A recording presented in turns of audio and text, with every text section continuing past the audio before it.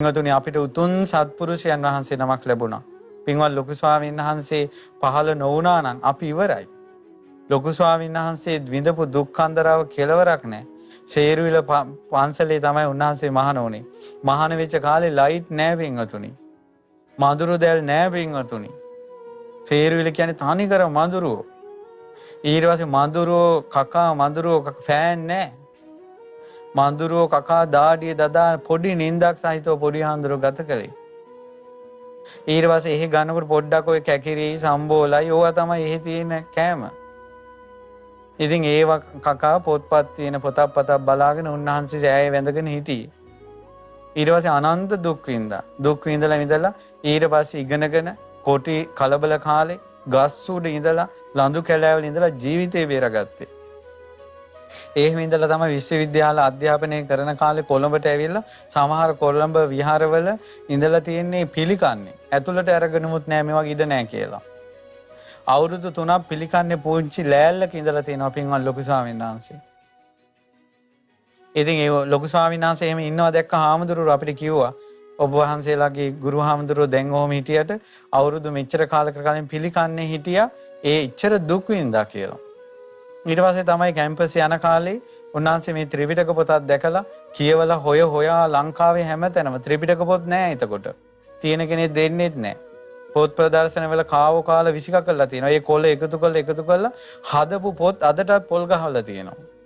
ඊට පස්සේ පොත් නැතුව ඒ වගේම ෆොටෝකොපි කරලා හදපු පොත් අදටත් පොල් ගහවලා තියෙනවා.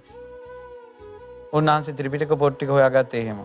ඒවා කියවලා අනේ මේක විවේකයෙන් බණ භාවනා කරන්න කියලා කැම්පස් එකේ සියලු සහතික ටික ඉරලා දාලා උන්වහන්සේ ඊට පස්සේ ආරණ්‍යයක් ගානේ ගියා.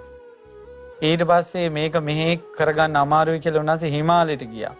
හිමාලයට ගිහිලා උන්වහන්සේ ඔක්කොම අයින් කළා කොටි වලස්සු ඉන්න සිංහයෝ ඉන්න වනයේකට යනකොට දෙවි කෙනෙක්ගේ මාර්ගයෙන් තමයි මේ ගමන වළක්වලා හීනෙන් පෙන්눔 කළේ මෙහි ඉන්න එපා යන්න ලංකාවට කියලා. ඒ දෙවි කෙනෙක් අපේ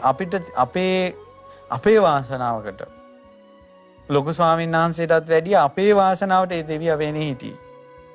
ඊට පස්සේ ලොකු ස්වාමීන් වහන්සේ ලංකාවට ඇවිල්ලා ඒ සිරිපාද කැලේ ආයෙ මම මනුස්සාවාසයට ඉන්නේ නැහැ කොල කාලා ජීවත් වෙනවා කියලා යන්න හදනකොට යන පාර වැහෙනවලු. ඒකත් අපේ වාසනාවට. ඊට පස්සේ තමයි කොළඹට ඇවිල්ලා ධර්මයේ දේශනා කරන්න ගත්තේ.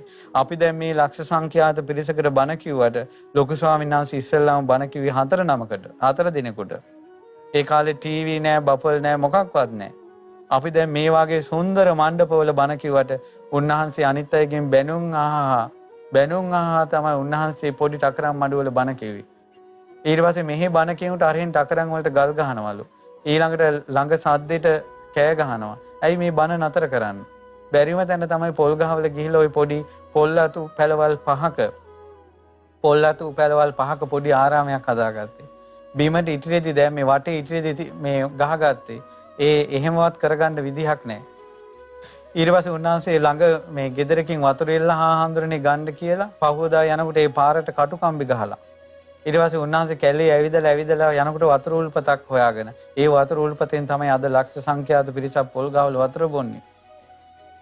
ඊට පස්සේ උන්වහන්සේට පැම් පහසු වෙනකොට තව හිටපු ස්වාමීන් වහන්සේ නම හොස් බටේ අල්ලගෙන ඉන්නවා. උන්වහන්සේ පැම් පහසු වෙනවා. ඒ හාමුදුරුවෝ පැම් පහසු වෙනකන් ලොකු ස්වාමීන් වහන්සේ මේ හොස් බටේ අල්ලගෙන ඉන්නවා. එහෙම අතීතයක් තියෙන්නේ.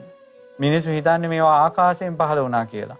ඊට පස්සේ පොල් ගහවල ඉඳලා උන්වහන්සේ මේ අලව්වට යන්නේ පාගමනේ. උන්වහන්සේ පයින් ගිය පාරවල් දැන් කාපට් වෙලා. ඉතින් ඒ නිසා ඔය වගේ දේවල් තියෙනවා. දුක් ගෝලියෝ ටික හදාගෙන මුළු ලංකාවෙම ධර්ම දේශනා කළා, පිටරටත් ධර්ම දේශනා කළා, ආයතනත් හදාගෙන සූත්‍ර කියලා දීලා කටපාඩම් කරවලා ත්‍රිපිටක පොතුත් ලියලා මේ ආයතනත් ඔක්කොම ටික කරගෙන පොතුත් පරිවර්තනය කළා කියන්නේ ආශ්චර්යයි පින්වතුනි, අద్භූතයි. ඒ උත්තමයන් වහන්සේලා බොහෝ කාලයක් ජීවත් වෙන්න ඕන.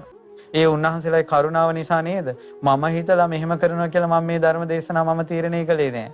ලොකු ස්වාමීන් වහන්සේ කිව්වේ මිනිසුන්ට පින්පව් ගැන කියලා දෙන්න. මේ මිනිසුන්ට යහපත ඇති කරන්න. උන්වහන්සේ මේවට නම් දාලා මේ නමින් කරගෙන යන්න. පුදුම සහගතයි.